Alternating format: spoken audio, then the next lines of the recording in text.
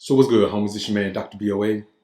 You know, I've dealt with a lot of formerly educated women in my life. That just seems to be the type of women that I attract because I'm an educated thug. I'm a thug slash nerd. So the bad boy edge that women love is there, but there's a cutoff point with that where it doesn't go overboard. And there's also an intellectual aspect to me that honestly most thugs don't have.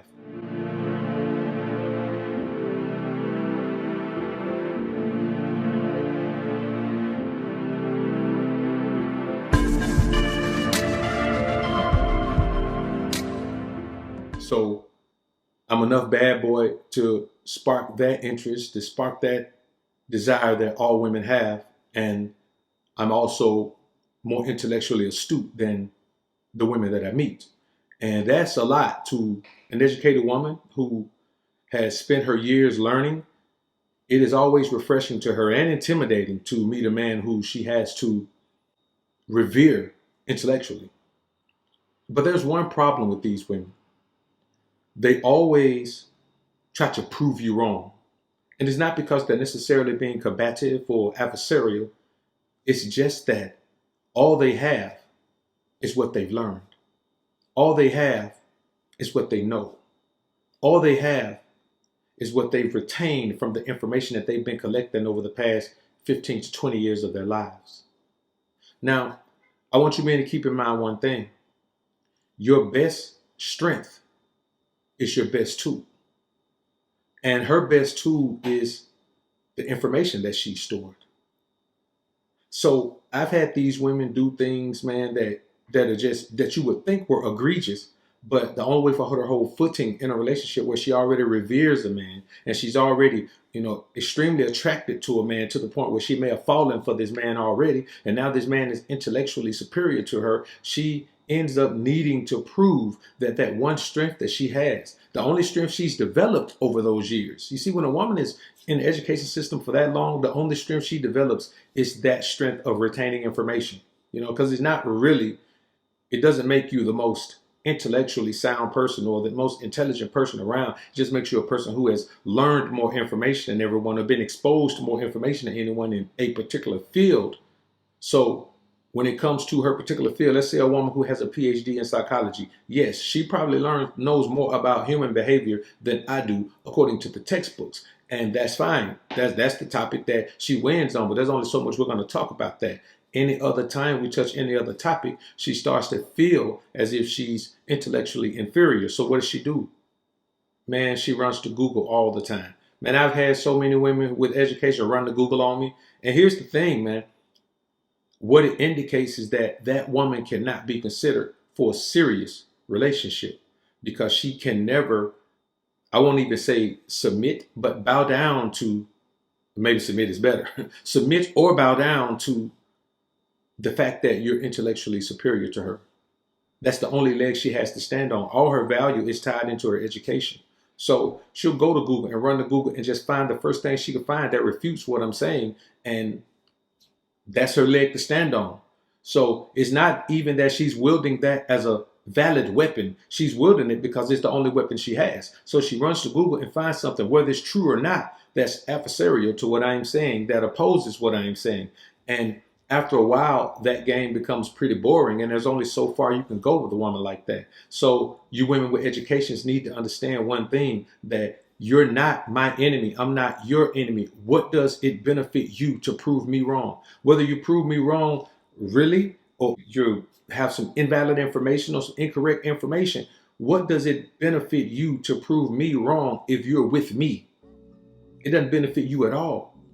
But that's the selfishness of a woman who has put all of her eggs in the one basket. And that basket is not being in a relationship, being with a man, learning to deal with a man. You got to keep in mind one thing, man, that a woman who has not learned how to deal with a man will not learn how to deal with a man. If you meet a woman and she's an adult, she cannot learn how to deal with you in a proper manner. You're going to make some compromises. And that's why I tell you men all the time, you can't worry about what people say. People can say what they want to say. But me, I'm going to have a woman who is open to learning because she has been taught along along those lines already. I've met women in their 20s, late 20s, early 30s, man, and now they're just flipping the switch, so to speak, trying to act like they want to be submissive and act like they want to be in that type of relationship. The problem is you are who you've become by that point. Nobody suddenly does a 180-degree turn when they're 30 years old, when they're 25 years old, 26 years old. They just don't. So if you're going to take a woman, especially in American society and Western culture, you're going to have a woman who's been taught that her entire life. And the problem is there aren't many left. There are some, but most are already in relationships with other men. Most are already wives. So what I try to get you men to understand is that it's not that there are not many good women out here, but you as a man can't look at the statistics that say all these good men have a good woman, or your belief that all the men you know have a good woman. That doesn't mean there's one left for you. It sounds to me like they're all gone. And this is one of the drawbacks with the woman who has been formally educated her entire life, man. She is not geared to learn how to deal with a man in any other way except competing with him intellectually. I have never met a woman who's formally educated with at least a master's degree who does not want to compete intellectually. That's the only competition she has. When she comes across a man that she can't compete with financially, yeah, a woman may have a PhD. She may be making 100, 200, or maybe even $250,000 a year. But if she meets you and you make more than that, then she doesn't meet many men who are financially superior to her. She doesn't. Let's just be honest. A woman who makes $250,000 a year or better does not meet many men who makes more money than her. And the bottom line is that gives her a level of superiority to most men, because men understand it's hard for a man to be in a situation with a woman where she makes more money than him, especially if she makes a lot more money than him, and not have an inferiority complex. Because in this society, we could talk about ancient times and biblical times and all that, but right now in this society in which we live, if your woman greatly out-earns you, that represents power in the household. And we know that. Any man who denies that is just being delusional, so he won't have to accept the fact that his woman is superior to him in the household. All these men talking all that, I don't care if the woman had no money. A woman can have as much money as she want to have, WBOA. I don't care what that woman had. I'm still the man of the house, WBOA. I still run things. I can be broke as a joke, WBOA. I ain't gonna have no car. I ain't gonna have nothing. And if I meet a woman that's a millionaire, WBOA, I'm still gonna run that household, WBOA. And tell you, well, you don't understand what WBOA. You been talking all that alpha talk. But how come you can't be alpha when you ain't got a dime and that woman got all the money, WBOA? Because you ain't true alpha. And I don't listen to people who ain't true alpha. Unsubscribe. Okay, unsubscribe, sucker. But before you go, let me tell you this. It don't matter what you tell yourself. Ain't nowhere in hell you finna be busted. Move into a woman's career and she making plenty of money, and you finna just move in there and be the boss.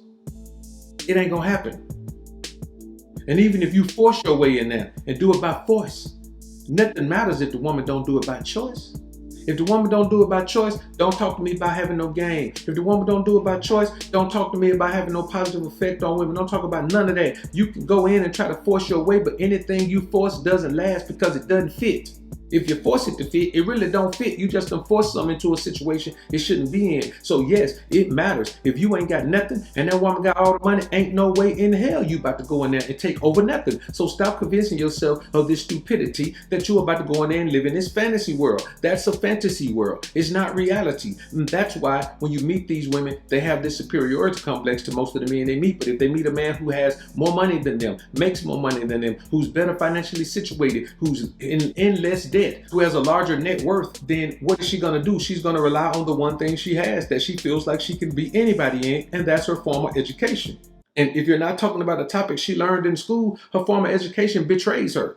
She's only spent her learning capacity learning one thing over the past 15, 20 years. And so what you have to understand is in other areas, she's going to search for information. Once she finds out your interest in what you like, that educated woman, man, will go and study those things. She'll go in, man, and she'll call a lifeline. She'll call somebody she knows. You'll be sitting talking to her, man, and she'll be texting somebody, man, asking them questions about something. She'll text her daddy, text her granddaddy, text her grandmama. She'll text somebody because that woman needs to prove that intellectually she can compete with you. It's not even that she needs to be superior to you. Here's the thing about a woman. Once she realizes that you're superior to her in an area, she just want to get close. She want to get close enough to be respectable. You know what I'm saying? She want to be in a position that's respectable to the person that's superior to her. Now, I will say this. When it comes to building a business, Nobody can give you better input than an educated woman, a formally educated woman. You understand? If you get a formally educated woman, she has an MBA in business. Man, let me tell you something, brothers. No woman can benefit your business better than her, unless you got a woman who want to get in and do the grunt work. You know what I'm saying? But that woman is just as valuable as the woman who's going to get in and do the grunt work. So I'm not saying that these women have no value. They are some of the most valuable women you can have in your life if you're trying to build something, if you're trying to build a life, if you're trying to be on the ball and do things that you need to do the way you need to do them. But when it comes to trying to be in a relationship with them, it's not the same. They're not going to do the things necessary to build a positive relationship with you. They can't. It's not that they're bad women. They just can't do it. They need to be intellectually competitive. And so she's never going to be a woman who's just going to bow down and ride your wave with you. Unfortunately, that's just the way it is.